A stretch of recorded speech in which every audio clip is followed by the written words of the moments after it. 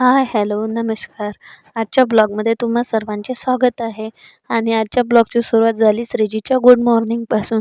श्रीजीला उठल्याबरोबरच काल रात्रीचं birthday celebration आठवत होतं आणि पुन्हा हॅपी बर्थडे, हॅपी बर्थडे असं विश करत होता. आणि त्याचे दोन्ही कान आहे की नाही उठल्याबरोबर तो सर्वात आधी तेच चेक करतो कान म्हणून आणि ते पाहतो आहे का नाही तर. मग श्रीजीसोबत थोडीशी मस्ती करून घेतली. नंतर मग मला आज बनवायचे होते गुलाबजामुन, कारण आमच्याकडे पाहुणे आले होते, त्यांच्यासाठी बनवायचे होते गुलाबजामुन. तर चला बघूया आपण मी कसे बनवले तर गुलाबजामुन.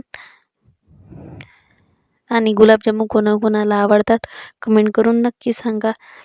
तर असे मी छान छान गुलाबजामुन बनवले, छोटे छोटे गोळे करून त्याचे. आणि असा तळलेला पाकात न टाकलेला गुलाबजामुन कोणाकोणाला आवडतात. मला तर खूप आवडते. नंतर मग मी इकडे पोळ्या करून घेतल्या आणि पत्ताकोबीची भाजी बनवली होती.